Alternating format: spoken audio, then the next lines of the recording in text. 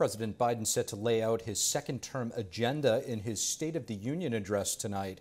It comes ahead of an expected rematch with former President Trump, who's already firing back with a prebuttal to Biden's speech. Joining us now live is NTD's White House correspondent, Iris Tao, who is at the Capitol. Good evening, Iris. So what are we expecting from President Biden tonight, and what should we be watching for?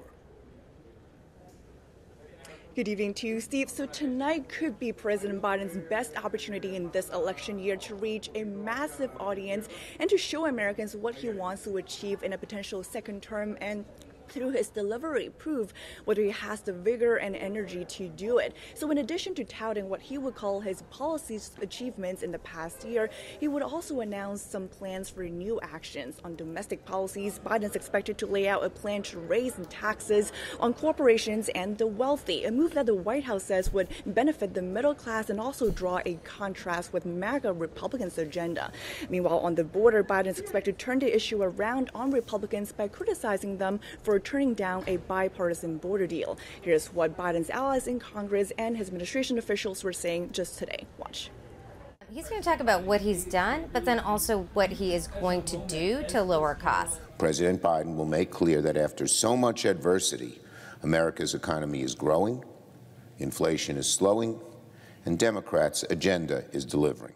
And on foreign policy, President Biden, according to the White House, will announce what he called an emergency mission to get more aid into Gaza by ordering the U.S. military to help establish a port on Gaza's coast. Biden will also call on Republicans in Congress to approve more aid to Ukraine.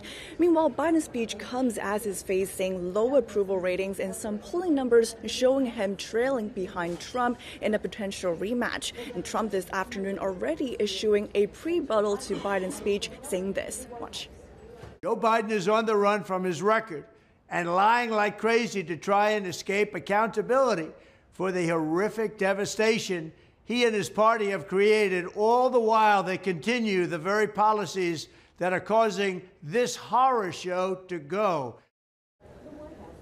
And Trump saying that he's going to be doing a live play-by-play of Biden's speech tonight, and that's going to be followed by an official Republican rebuttal to Biden's speech to be given by the youngest Republican woman elected to the Senate.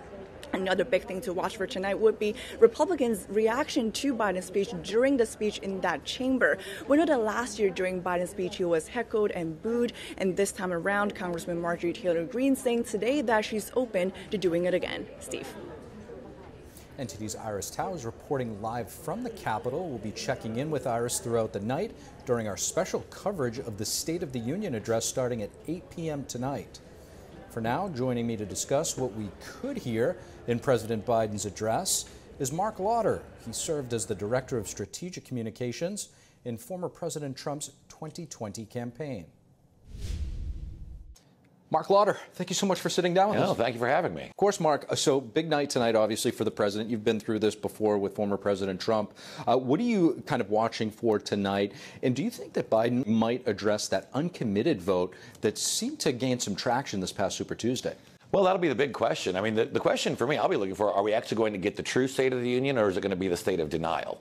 Because what you see Joe Biden talking about and what the American people are actually feeling and experiencing out there are two quite different things. Whether it's the high price of gas, groceries, people who are having to dip into their savings and retirement accounts just to make ends meet. Young people who can't afford to go rent a place or to buy their first home because of skyrocketing interest rates and less money in their pockets. The border crisis with 11 million new illegal immigrants who are actually now threatening the safety and security of Americans in their home communities. This is the true state of America. I think what we'll hear tonight is not even close to what it actually is. And Mark, the stakes are obviously couldn't be higher for President Biden in an election year. In some of his more, I guess, prominent speeches in the past few months, he's really taken the message straight to Trump, and he's used the term extreme MAGA Republicans. Do you see him kind of going on the offensive like he has, or will there be more of a message of unity? I would suspect that he will go with the extreme MAGA Republicans. I doubt he will mention Donald Trump by name. You don't usually turn these official State of the Union speeches into direct campaign speeches, but it wouldn't surprise me. He uses that phrase often, which is ironic and hilarious because, I mean, who doesn't want to make America great again? And when you look at the 74 million people that voted for Donald Trump in 2020, the overwhelming majority, 97%, plan to vote for him again. You know, do you really want to alienate those folks as you're trying to woo their votes, especially when you have such a poor record on everything that matters to the American people? And Mark, to your point, what is an extreme MAGA Republican? I mean, is it a grandma down in Florida in a diner in the morning wearing a Trump hat, or what is it? That's what you've got to ask yourself. I mean, you really have to wonder. I mean, these people are really bad at their jobs, whether it's extreme MAGA Republican, Bidenomics, the Inflation Reduction Act. I know we were talking about that earlier. I mean, these people are bad at branding because everything they brand goes south. I mean, I know a lot of people out there who are proudly to say, I'm an extreme MAGA Republican. Yes, I want cheap gas. I want lower prices at the grocery store. I want a secured southern border, peace through strength, and less taxes, less government ruining my life. What's not to love about that? So we know that there is going to be an open seat this evening when it comes to the poor girl that was murdered at the hands allegedly of an illegal immigrant. In her memory, and all of those who have fallen due to crime from illegal immigrants. If President Biden does not mention this, do you think that it will be a lost opportunity? I do. I mean, I think obviously by reaching out, mentioning her name, talking about the horrific circumstances surrounding her death, you know, he could show a connection to what's really on the minds of the American people. I highly doubt he will. He is going to try to turn the illegal immigration crisis that he created into a problem for Congress, even though, you know, it's really important for people to know. House Republicans passed H.R. 2 to secure the border 8 months ago. This is not a campaign issue. This is something they passed 8 months ago. Chuck Schumer is the one who refuses to act on it. And Biden made this crisis with his own pen. 94 executive actions to undo the border security. He could re-secure the border with that same pen if he could find it. The largest external threat to the United States is the Chinese Communist Party. Also, you know, missing from his speech tonight that we're suspecting is any mention of the Chinese Communist Party. This comes as the White House is backing even a bipartisan bill that could wind up banning TikTok in the United States. That's just coming this week. Will this be a lost opportunity if the president does not mention the CCP? I would be shocked if he does not mention the CCP.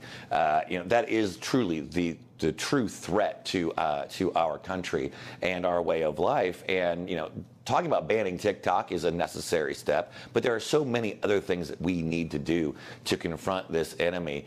I've said it over and over again. At no time in our country's history, I mean, we did not have economic alliances with the Nazi powers and with Imperial Japan. We did not have deep economic ties with the Soviet Union and the Warsaw Pact countries. They were military adversaries only. The CCP is not only a military adversary, it is an economic adversary because we are so intertwined with CCP influence, with so many of our products coming from communist China. We've got to decouple, and we have to have leadership that will not just rally the American people, but bring our allies together, especially in Asia, but also in Western Europe and the rest of the Western countries, to confront this problem together, because right now China is not just that military threat, they're an economic threat as well. Mark Lauder, really appreciate you joining us. Absolutely, great to be with you. Thank you for watching the Capitol Report. If you want to see our full broadcast, check us out at epochtv.com.